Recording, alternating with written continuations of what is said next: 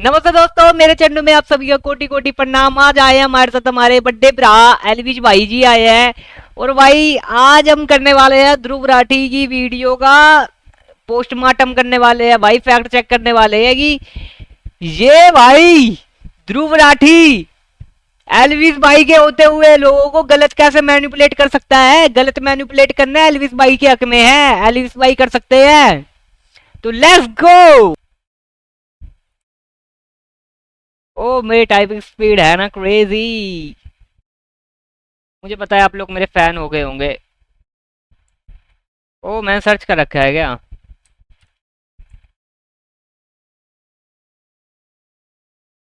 धुरंधर 2।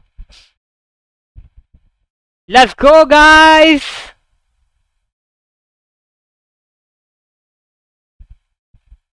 नमस्कार दोस्तों। पिछली एलविश भाई आपके हेडफोन में आवाज तो आ रही है ना?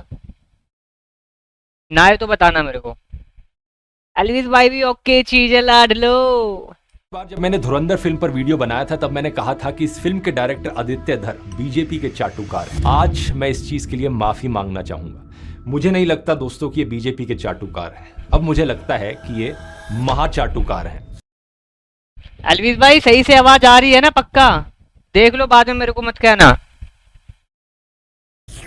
ये इस लेवल के चाटुकार हैं कि नॉर्थ कोरिया का डिक्टेटर किम जोंग उन भी जेलस फील करेगा इन्हें देखकर। सोचेगा काश मुझे भी आदित्य धर जैसा कोई मिल जाता। धुरंधर 2 कोई एंटरटेनमेंट के मकसद से बनाई गई फिल्म नहीं है। ये बीजेपी की सबसे एक्सपेंसिव इलेक्शन एडवर्टाइजमेंट है, वो भी एक इंटरवल के साथ। नॉर्मली एड्स को स्किप किया जाता है, लेकिन इस एड को 500 रुपए देकर आप खुद थिएटर में देखने जा सकते हो। और ये मैं नहीं कह रहा हूँ, खुद बीजेपी के चीफ मिनिस्टर कह रहे हैं। आसाम के सीएम हिमंता बिस्वा शर्मा भाई ये कह रहा है कि 500 रुपए की एड है ये। लेट्स गो फैक्ट चेक भाई। कल नोटपैड पे लिखते हैं हम।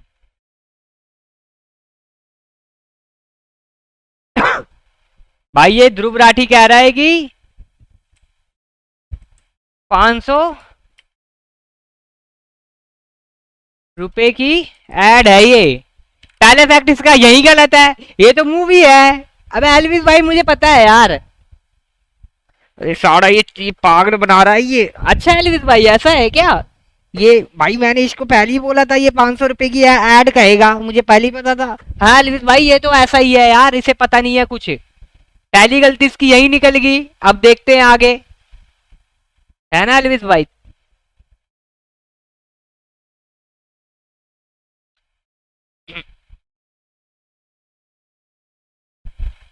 ने पब्लिकली बोला जो लोग धुरंधर देखने जा रहे हैं वो बीजेपी को वोट करेंगे। जो धुरंधर देखने जा रहे हैं वो लोग बीजेपी को वोट डालने वाला है। अच्छा है मेरे लिए। बता, एक और फैक्ट गलत हो गया यहाँ पे भाई। एक और फैक्ट गलत हो चुका है यहाँ पे। बीजेपी को मतलब इसका पता है क्या कहना है? देखो मैं बताता हूँ। नोटपैड निकालो। बार बार निकालना पड़ रहा है यार। फक यार, वो नोटपैड गलत हो गया। 500 रुपए की ऐड बोला है इसने। और दूसरा कि धुरंधर को देख रहा है वो वोट तो बीजेपी। ऐसा क्यों भाई? मेरे दोस्तों ने देखी है, केजरीवाल के फैन है वो, तो ये बात इसकी यही गलत हो गई कि Dhurandhar fans are BJP fans.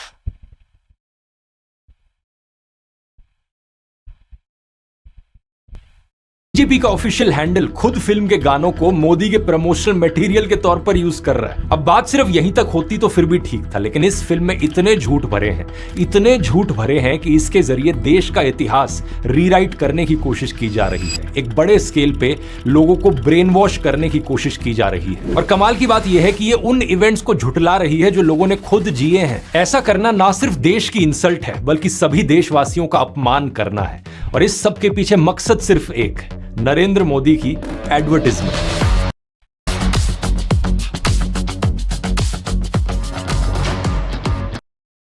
भाई मेरे को एक बात बताओ एलविश भाई, आप भी सुनो कि ये नरेंद्र मोदी की एडवर्टाइजमेंट कैसे हो सकती है, जबकि वो जो स्पाई था वो तो इंदिरा गांधी की, मतलब कि वो तो शायद इंदिरा गांधी के टाइम से गया था, वो तो कांग्रेस के टाइम से गया था। कांग्रेस पार्टी का पूरा हाथ है उस स्पाई को भेजने में।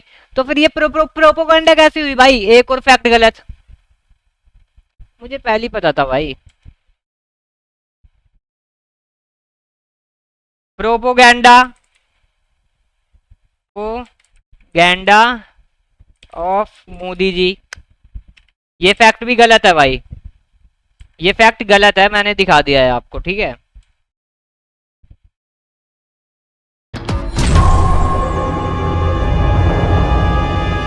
हर अच्छी एडवर्टाइजमेंट में दोस्तों एक डिस्क्लेमर होता है, वो छोटे छोटे अक्षरों वाली लाइन जो स्क्रीन के नीचे फ्लैश होती है, जिसे कोई पढ़ता नहीं है, या फिर वो तेजी से पढ़े जाने वाली line, investment subject to market risk. Dhurandhar का डिस्क्लेमर भी कुछ ऐसा ही है। फिल्म कहती है कि ये एक फिक्शनल वर्क है इंस्पायर्ड बाय रियल इवेंट्स, और कहा जाता है आपसे कि any resemblance to actual persons is purely coincidental. ये कहना ही अपने आप में एक साफ झूठ है। मतलब आप नरेंद्र मोदी का असली चेहरा और असली फुटेज इस्तेमाल करोगे, दाऊद इब्राहिम और बाकी गैंगस्टर्स का असली नाम यूज करोगे और फिर कहोगे कि ये तो सब इत्तेफाक है। ऐसे तो मैं भी कह दूं ये कार्टून शेयर करके कि ये फिक्स। भाई एक बात बताओ, अगर मूवी में मोदी जी का असली चेहरा इस्तेमाल किया गया है तो किसी वजह से किया होगा भाई, उनसे और अच्छा मॉडल मिल ही नहीं रहा होगा, है ना एल्विस भाई। हाँ भाई, मोदी जी तो बहुत बहुत स्मार्ट, बहुत गुड लुकिंग है भाई, उनके उनसे बढ़िया कोई एक्टर मिल जाए क्या है।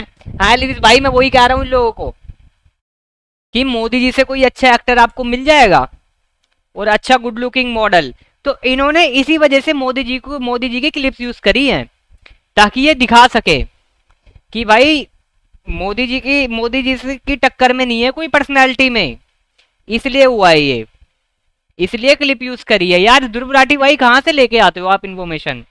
वर्क है inspired by real life events, और अगर आपको किसी का भी चेहरा मिलता जुलता लग रहा है किसी से, ये सिर्फ इत्तेफाक की बात है, प्योरली कोइंसिडेंटल। असलियत में ये डिस्क्लेमर एक लीगल चीट कोड है और इसी की आड़ में ऑडियंस को मैनिपुलेट किया जाता है ताकि आपको पता ही ना चल पाए कि सच्चाई कहां खत्म हुई और इमेजिनरी कहानी कहां से शुरू हुई। यहाँ लिखी गई है फ्रेश टमेटो केचप, तो ऐसा लग सकता है कि ये फ्रेश टमेटो केचप है, लेकिन अगर आप पैकेज को घुमाओ ये सिर्फ ब्रांड नेम है and does not represent its true nature. किसी भी एड का सबसे पावरफुल ये सिर्फ this is only a brand name trademark and does not represent its true nature. Brand name है and does not represent its true nature. किसी भी ad का सबसे पावरफुल टूल यही होता है, फाइन प्रिंट में छुपा हुआ झूठ। आदित्य धर ने इस इंस्पायर्ड बाय रियल इवेंट्स वाली व्हाइट वॉशिंग में इतनी एक्सपर्टीज डेवलप कर ली है कि अगर ओसामा बिन ले एल्विस भाई, ये देखो, ये आदित्य धर का चश्मा देखो, ये तो सारा एडिटिंग है, ये देखो कुछ सच नहीं दिखाता ये ध्रुव राठी। हाँ एल्विस भाई, मैं कह ही रहा था यार, एल्विस भाई आपके और मेरे से ज्यादा स्मार्ट है क्या ये, इसे कुछ नहीं पता भाई। लादेन जिंदा होता और उसे अपनी पब्लिक इमेज सुधारनी होती तो आदित्य धर उसके लिए फिल्म बनाता, ओसामा द मिस। भाई देख रहे हो भाई, ये क्या, ये ओसामा बिन लादेन करके इस बंदे को, ये तो वो है अपना समधीश भाई, वो जो इंटरव्यू लेता है वो है ये बंदा। क्या यार, कुछ भी, ये एनीमे चल रहा है क्या, कुछ भी बना दो। Understood philanthropist directed by Aditya Dhar, inspired by real events, but any resemblance is purely coincidental.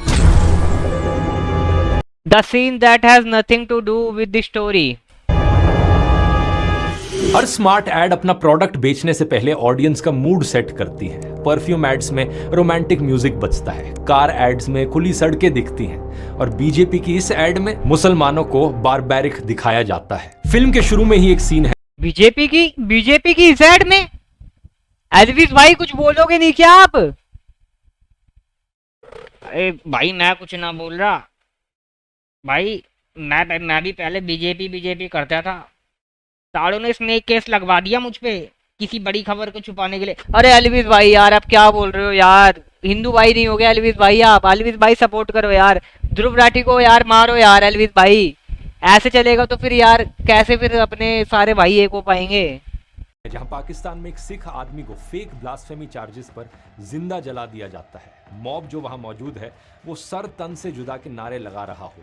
Point ये नहीं है कि पाकिस्तान में असल में ऐसी घटनाएं होती हैं या नहीं, पॉइंट ये है कि अगर बीजेपी की एडवर्टाइजमेंट करनी है तो उसमें मूड सेट हिंदू मुसलमान के बीच नफरत फैलाकर ही किया जाएगा। क्योंकि इस सीन को अगर आप फिल्म से निकाल भी देते तो उससे स्टोरी लाइन पर कोई फर्क नहीं पड़ता, कैरेक्टर डेवलपमेंट पर कोई फर्क नहीं पड़ता। ये सीन उतना ही अनइम्पॉर्टेंट है जितना फिर हेरा फेरी फिल्म में डोमिनोज पिज्जा वाला सीन। वहां पर सिर्फ उसे इस पिज्जा ब्रांड को प्रमोट करने के लिए ऐड किया गया था और यहां पर सिर्फ नफरत प्रमोट करने के लिए। साइकोलॉजी में इसे इमोशनल प्राइमिंग कहा जाता है। पहले इमोशन भाई देख रहे हो क्या कह रहा है, वो जो एड वो सीन था वो पिज्जा प्रमोट करने के लिए था। अबे भाई इतना भी गलत मत कर मेरे भाई, ये देख अभी देख भाई, मेरी बात सुनो एलविस भाई, आप भी सुनो कि कोई कंपनी अपना पिज्जा उससे क्यों प्रमोट कराएगी जिसके कपड़े ही फटे हैं।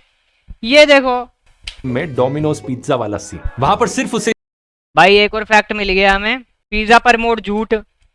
अबे यार ध्रुव राठी कहाँ से लेके आता है भाई ये सब इतनी गलत गलत खबरें, हम तेरा पर्दाफाश करेंगे। पिज्जा प्रमोट झूठ। सीन उतना ही अनइम्पॉर्टेंट है जितना फिर हेरा फेर गया था, और यहां पर सिर्फ नफरत प्रमोट करने के लिए। साइकोलॉजी में इसे इमोशनल प्राइमिंग कहा जाता है। पहले इमोशन जनरेट करो, फिर उस इमोशन के ऊपर अपना नैरेटिव बनाओ। ये टेक्निक ऐसी है जैसे कोई हलवाई पहले आपको एक तीखी मिर्च खिलाए, इतनी तीखी कि आपकी जुबान जल जाए, फिर उसके बाद आपको मिठाई खरीदनी ही पड़ेगी क्योंकि आपका मुंह जल रहा होगा। आदित्य धर ने इसी तरीके से ऑडियंस की जुबान जला दी ताकि बाद में जो भी प्रोपेगेंडा झूठ है ये भी। आदित्य धर के इंटरव्यू में देखा था मैंने, उसने बोला मैं तो मिठाई खाता ही नहीं हूँ। अलविस भाई बोलो कुछ। हाँ भाई मैंने भी इंटरव्यू देखा था साड़े का, वो तो मिठाई खावे ना। ये ध्रुव राठी ऐसी बदनाम करे सबने। हाँ भाई अलविस भाई ध्रुव राठी सबको बदनाम कर रहा है यार, पागल है ये। परोसा जाए वो सीधा हजम कर ले। अब देखिए फिल्म की सबसे मजेदार propaganda trick. 5 star reviews from criminals, ये भी देख लेते हैं भाई। धुरंधर 2 के विलन्स की जिम्मेदारी सिर्फ विलन बनने की नहीं है, इन बेचारों को हर सीन में मोदी की तारीफ भी करनी पड़ रही है। दाऊद इब्राहिम का कैरेक्टर कहता है जब से ये चाय वाला आया है हमारे लोगों में डर बढ़ गया है। सोच कर देखो, इंडिया का मोस्ट वांटेड गैंगस्टर बैठकर प्रधानमंत्री की इफेक्टिवनेस का रिव्यू दे रहा है जैसे ये वो कोई स्विगी डिलीवरी ड्राइवर हो। 5 स्टार्स, बहुत इफेक्टिव, हाईली रिकमेंडेड। वाह मोदी जी वाह। लेकिन सीरियसली ये प्रोपेगेंडा टेक्निक कितनी शातिर है इसे समझना जरूरी है। अगर फिल्म का हीरो मोदी की तारीफ करता तो उससे ज्यादा असर नहीं पड़ता, लेकिन अगर फिल्म का सबसे बड़ा विलन मोदी की तारीफ कर रहा है तो ऑडियंस अलग लेवल पर कन्विंस्ड होती है। भाई तो क्या हो गया, मोदी जी अपनी तारीफ नहीं करवा सकते क्या? एक क्या प्रधानमंत्री को एक इतना भी हक नहीं है क्या? पीएम को एक इतना भी हक नहीं है कि वो अपनी तारीफ करवा सके मूवी में? अलविस भाई यार क्या यार, एक भाई पीएम को इतना तो हक होना चाहिए भाई, वो देश को संभाल रहा है एटलीस्ट। इमेजिन करो अगर एवेंजर्स में थैनोस कहता, अरे ये स्पाइडरमैन को जब से मैंने देखा है ना तब से तो लगने लगे। आपके भाई थैनोस कैसे लग रहा है? जैसे ध्रुव राठी के स्टाइल में। नमस्ते दोस्तों, जब से मैंने स्पाइडरमैन को देखा है तब से मेरा हाल बुरा होने लग गया है। क्रेजी भाई, ध्रुव भाई क्रेजी हो आप। दिमाग को ऑटोमेटिकली लगने लगता कि स्पाइडरमैन सबसे पावरफुल हीरो है एवेंजर्स का। हालांकि ऐसी लाइनें विलन से बुलवाना बहुत ही बे भाई तो मोदी जी कम हीरो है क्या? मोदी जी को कम लगा रहा है क्या यार? क्या बोल रहा है यार? ये पीसी फोड़ दूंगा अलविस भाई, मैं समझा लो इसे। चीज है, अजीबोगरीब लगती है, लेकिन at the end of the day याद रखिए इस फिल्म का मकसद हमजा को बेचना नहीं है बल्कि मोदी को बेचना है। अब यार क्या बोल रहा है ये? किसको क्या बेचना है भाई? ही आर प्राइम मिनिस्टर भाई, ऐसे आप सब तो मत बोल, तू जर्मनी में बैठा है तो यार। एक चीज नोटिस किया आपने, मैंने इस वीडियो में जो भी कुछ आपको अभी तक बताया है ओपनिंग हुक से लेकर एक के बाद एक चीज नोटिस किया आपने, मैंने इस वीडियो में सिंगल स्टोरी लाइन में, इसके पीछे भी टेक्निक हुक से लेकर एक के बाद एक एविडेंस प्रेजेंट करना, सब एक सिंगल स्टोरी लाइन में, इसके पीछे भी टेक्निक्स इन्वॉल्व है। बस फर्क यह है कि आप इन टेक्निक्स को किस काम में लगाते हो, झूठा प्रोपेगेंडा फैलाने के लिए या जनता तक सच पहुंचाने के लिए। इस पावर का अगर ऑनेस्टली इस्तेमाल किया जाए तो एक यूट्यूब चैनल के माध्यम से आप लाखों लोगों की प्रोपेगेंडा भाई क्या ही पता, क्या इस आदमी को क्या पता है भाई।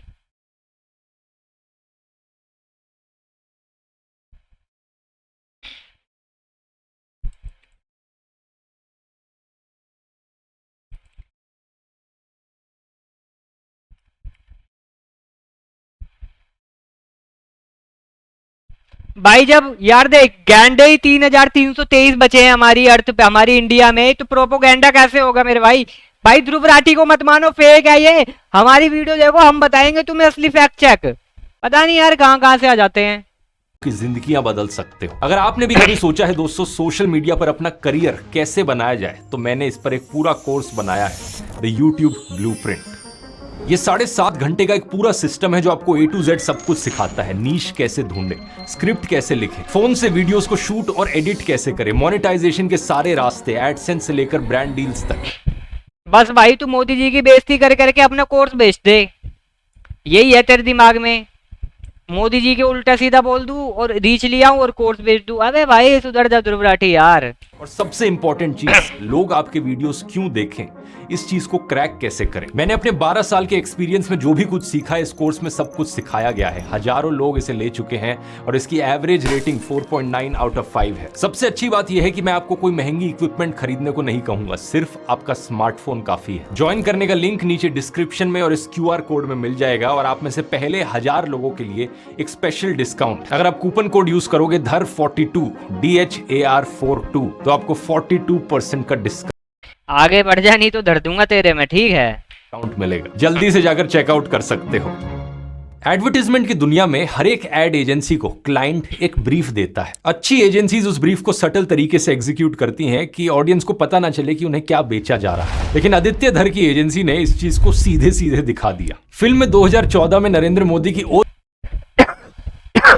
सेरेमनी दिखाई जाती है, वो भी रियल फुटेज के साथ। उसी वक्त एक ISI से जुड़ा मेजर इकबाल अपने घर आता है और उसके पिता उसे कहते हैं कि तूने तो बोला था इस बार तेरी मर्जी के लोग इलेक्शन जीतेंगे, तूने अमेरिकन के डॉलर्स भर भर के इंडिया के NGOs, मीडिया, यूनिवर्सिटी, सोशलिस्ट सबको दिलवाए, लेकिन फिर भी वो लोग जीत गए। अब वैसे तो ये डायलॉग ISI ऑफिसर ने बोला है, लेकिन अगर यही डायलॉग न्यूज चैनल पर बैठा कोई BJP स्पोक्स पर्सन बोल रहा होता तो आप फर्क नहीं बता पाते, क्योंकि ये फिल्म लिटरली ISI ऑफिसर्स के मुंह से संबित पात्रा के टॉकिंग पॉइंट्स बुलवा रही है। विदेशी ताकतें भी ऐसी हैं जिनकी आंखों में वो खटक रहे हैं। नमस्ते, बिस्कुट खाओ। आदित्य धर ने यहां पर व्हाट्सएप फॉरवर्ड्स को अपना सिनेमैटिक यूनिवर्स दे दिया है।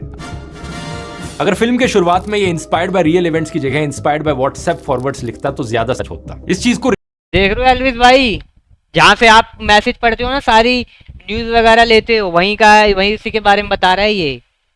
रियलिटी से मैच करके देखो। फिल्म कहती है कि अमेरिका मोदी को प्रधानमंत्री नहीं बनने देना चाहता था, लेकिन 2014 में जिस दिन इलेक्शन रिजल्ट्स आए उसी दिन US के प्रेसिडेंट बराक ओबामा ने मोदी को पर्सनली कॉल करके बधाई दी थी, व्हाइट हाउस में इनवाइट किया था। आप कहोगे शायद इलेक्शन जीतने के बाद वो पलट गए होंगे, लेकिन ये खबर देखो, फरवरी 2014 में इलेक्शन रिजल्ट से 3 महीने पहले US एम्बेसडर खुद गुजरात जाकर मोदी से मुलाकात कर रही थी। यानी अमेरिका ये देखो पहले से ही कितनी बड़ी बात है कि भाई मोदी जी को सब ग्रीट कर रहे हैं जीतने से पहले।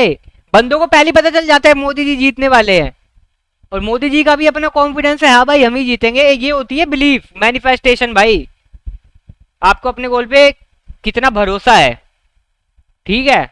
मोदी के साथ काम करने की तैयारी कर रहा था। और अमेरिका तो छोड़िए, 2018 में पाकिस्तान के former ISI head lieutenant general Asad Durrani ने खुद कहा कि ISI मोदी को प्रधानमंत्री के तौर पर प्रेफर करता है। ये देखो आर्टिकल में क्या लिखा है, मोदी के जीतने पर पाकिस्तान का रिएक्शन था कि it served India right. Modi भाई मैं तो नहीं देख रहा ये वीडियो, भाई क्या क्या बोल रहा है भाई, ये तो देख लेते हैं भाई। अब इंडिया की इमेज और इंटरनल बैलेंस डिस्ट्रॉय करेंगे, यानी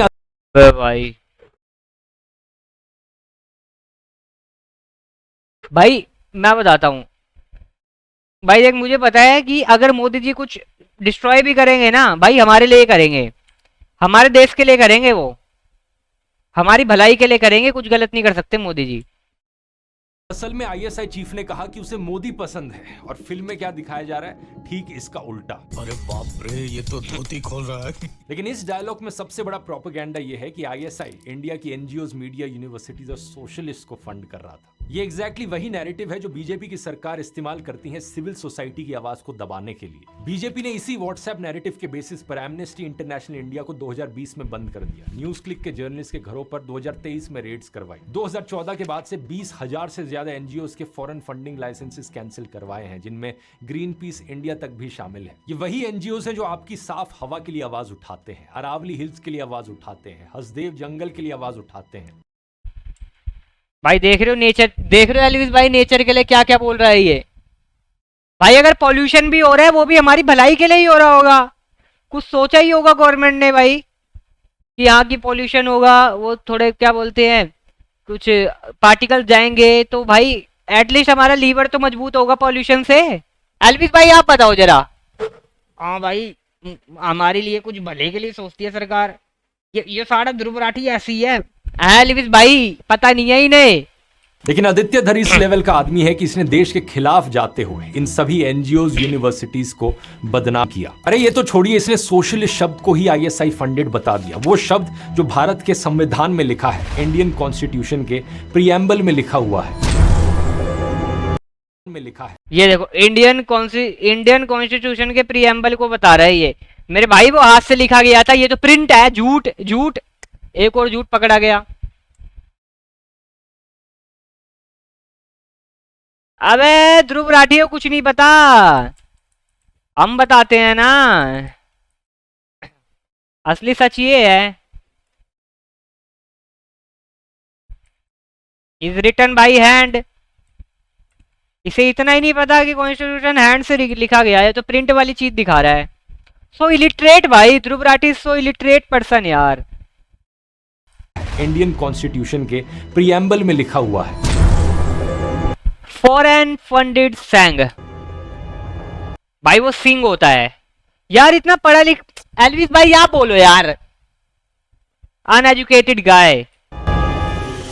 फिल्म में दिखाया जाता है कि जो लोग मोदी का विरोध करते हैं वो फॉरेन फंडेड है, लेकिन एक्चुअल डेटा एग्जैक्टली इसकी उल्टी कहानी बताता है। साल 2002 में the foreign exchange of hate नाम से एक रिपोर्ट सामने आई और इसमें दिखाया गया कि IDRF नाम की एक American organisation systematically US donors का पैसा RSS एफिलिएटेड ऑर्गेनाइजेशंस को भेज रही थी। इसके अलावा 2001 से 2012 के बीच में US बेस्ड 5 चैरिटीज ने $55 मिलियन से भी ज्यादा संघ से जुड़ी ऑर्गेनाइजेशंस को दिए। और सबसे इंटरेस्टिंग बात देखिए, अल जजीरा की इस रिपोर्ट के अनुसार कोविड-19 के दौरान US गवर्नमेंट के फेडरल रिलीफ फंड्स में से $833,000 भी राइट विंग ग्रुप्स को गए। लेकिन ये ट्विस्ट आदित्य धर की फिल्म में कभी नहीं आएगा।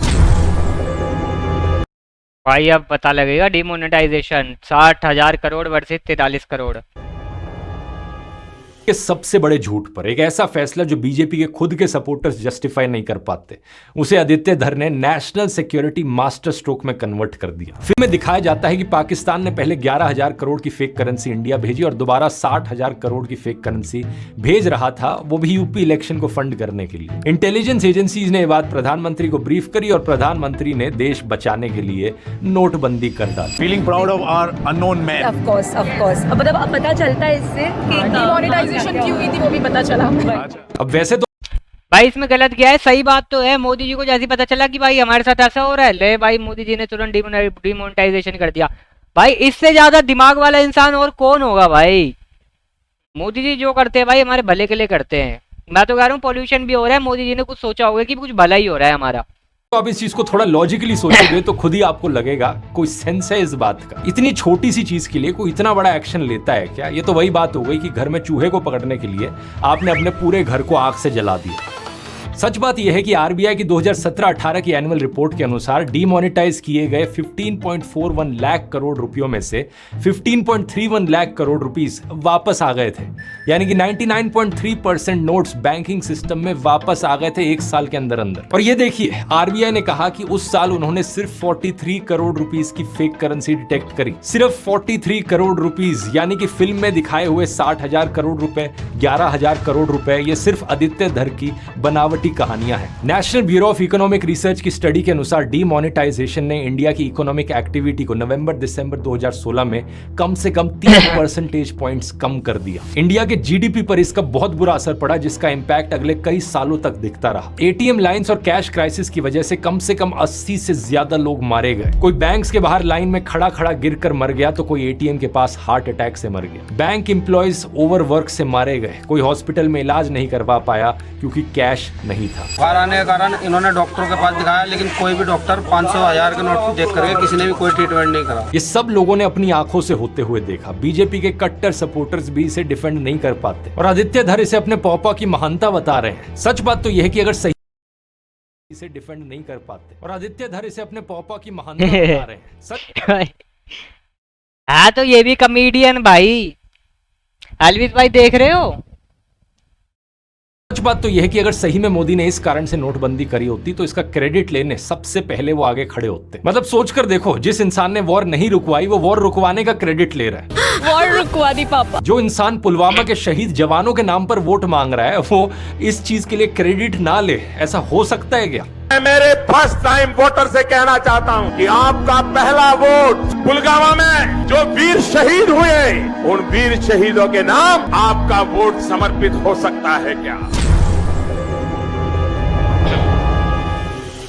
पतंजलि के गुलाब शरबत बॉटल में लिखा ही नहीं है कि कितना शुगर है, लेकिन उनके वेबसाइट में लिखा है 99% शुगर है। किसी भी ऐड की सबसे पावरफुल टेक्निक इस चीज में नहीं होती कि आपको क्या दिखाया जा रहा है, बल्कि इसमें होती है कि आपसे क्या छुपाया जा रहा है। इसलिए नोटिस करने वाली बात यहाँ यह है कि आदित्य धर अपनी इस प्रोपेगेंडा फिल्म में आपको क्या नहीं दिखाते। 25 दिसंबर 2015 प्रधानमंत्री मोदी ने पाकिस्तान का सरप्राइज विजिट किया। ये इंडिया के किसी भी प्राइम मिनिस्टर की 10 साल बाद पाकिस्तान यात्रा थी। इससे पहले सिर्फ प्रधानमंत्री अटल बिहारी वाजपेयी 2004 में पाकिस्तान गए थे। मनमोहन सिंह अपने 10 साल प्रधानमंत्री ये तो राहत फतेह अली खान लग रहा है ना अलीस भाई?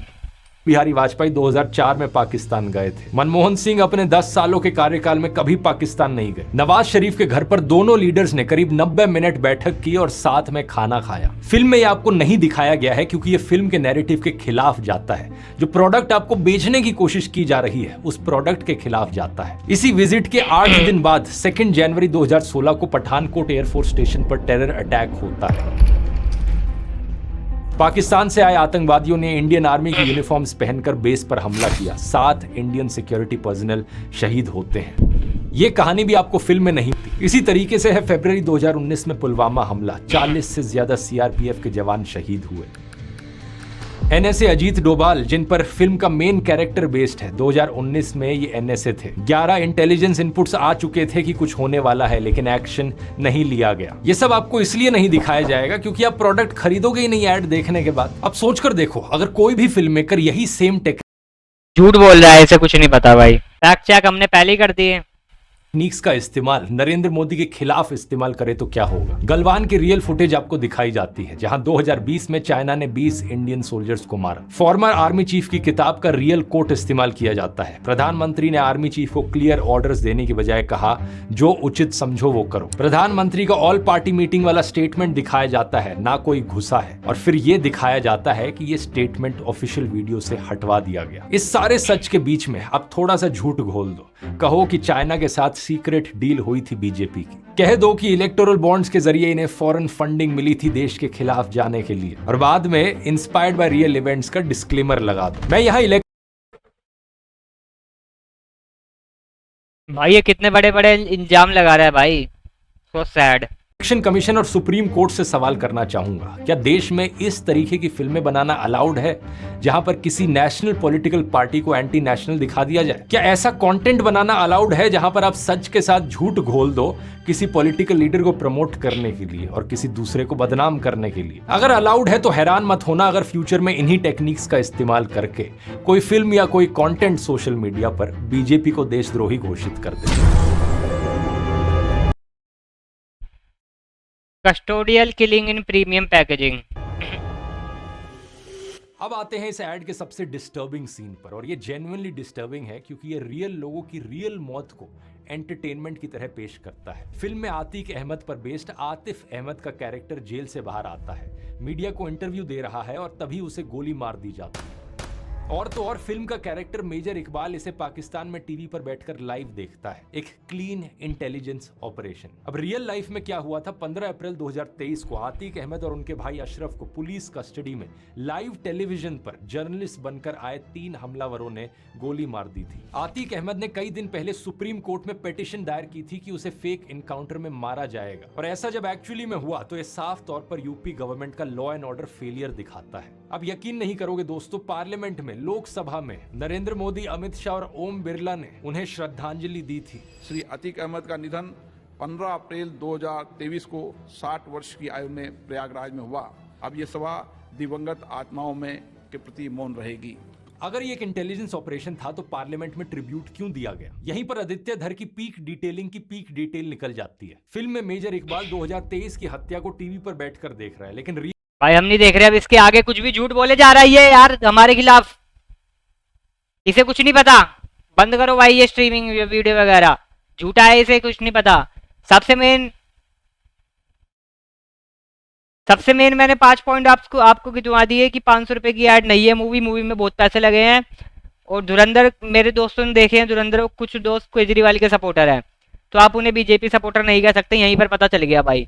और प्रोपोगेंडा ऑफ मोदी जी भाई, कसम से भाई देखो देश में हमारे 3-4 हजार घंटे बचे हैं, तो प्रोपोगेंडा का तो सवाल ही नहीं उठता।